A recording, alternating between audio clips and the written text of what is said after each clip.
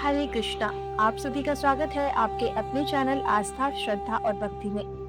पावन चैत्र मास ये वो दिव्य समय है जब हम प्रभु श्री रामचंद्र जी की भक्ति में लीन होकर उनके जीवन चरित्र का स्मरण करते हैं। इसी शुभ मास में आने वाला रामनवमी का महापर्व हमारे जीवन को और भी पवित्र और मंगलमय बना देता है। और इसी पावन अवसर पर हम श्रवण कर रहे हैं प्रभु श्री रामचंद्र जी के दिव्य जीवन की कथा महर्षि वाल्मीकि जी द्वारा रचित रामायण के माध्यम से। तो आइए श्रद्धा और भक्ति के साथ आगे बढ़ते हैं हमारी इस कथा यात्रा में और आरंभ करते हैं आज की चैत्र मास की पावन कथा। तारका वन में वह रात्रि व्यतीत करने के पश्चात महायशस्वी महर्षि विश्वामित्र जी ने प्रसन्न होकर मधुर मुस्कान के साथ श्री रामचंद्र जी से कहा, हे महायशस्वी राघव, तुम्हारा कल्याण हो। तारकावध के कारण मैं तुमसे अत्यंत प्रसन्न हूँ। आज मैं तुम्हें सभी प्रकार के दिव्य अस्त्र प्रदान करता हूँ। हे रघुनंदन, इन अस्त्रों के प्रभाव से तुम अपने समस्त शत्रुओं को, चाहे वे देवता हो, असुर हो, गंधर्व हो या नाग, रणभूमि में परास्त कर सकोगे। इसके पश्चात महर्षि विश्वामित्र जी ने एक एक करके दिव्य अस्त्र प्रदान करने आरंभ किए। दंड चक्र, धर्म चक्र, काल चक्र, विष्णु चक्र और इंद्र चक्र। इंद्र का वज्रास्त्र, भगवान शिव का त्रिशूल और ब्रह्मा जी का ब्रह्मशीर अस्त्र, ऐशिक अस्त्र और परम उत्तम ब्रह्मास्त्र।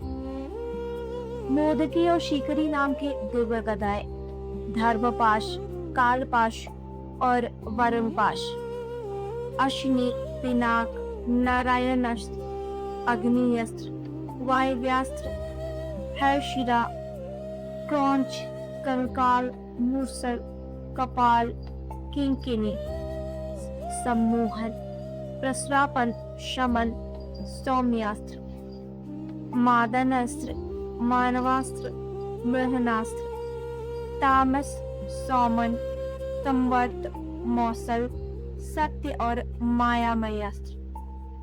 सूर्य का तेज प्रभ, सोम का शिशिर, विश्वकर्मा का दारुण अस्त्र और मनु का शतेसु अस्त्र। ये सभी अस्त्र अत्यंत शक्तिशाली और इच्छानुसार रूप धारण करने वाले हैं।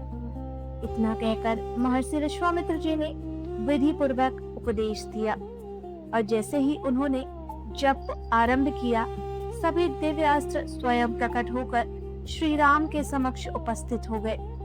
लोगों ने, हे रघुनंदन, हम आपके सेवक हैं, आदेश दीजिए। श्री राम ने प्रसन्न होकर कहा, आप सभी मेरे भीतर निवास करें और समय आने पर मेरी सहायता करें। इसके पश्चात श्री राम बोले, हे भगवान, आपकी कृपा से मैं इन अस्त्रों को प्राप्त कर अब और भी समर्थ हो गया हूँ और मैं इनकी संहार विधि जानना चाहता हूँ। तब महर्षि विश्वामित्र जी ने उन्हें संहार विधि भी सिखाई। इसके बाद अनेक तेजस्वी दिव्य अस्त्र, जिनका प्रकाश सूर्य और चंद्रमा के समान था, सभी श्री राम को प्राप्त हुए। वे पुनः बोले, हे प्रभु, हम आपके सेवक हैं। श्री राम ने कहा, अभी अपने स्थान को जाओ और आवश्यकता करने कर मेरी सहायता करना।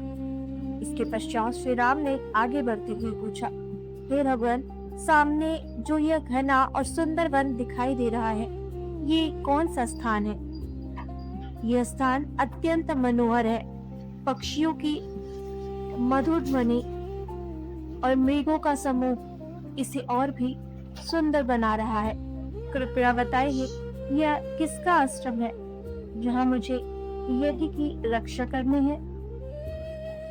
श्री राम के इन वचनों को सुनकर महर्षि विश्वामित्र जी उस आश्रम का वर्णन करना प्रारंभ किया।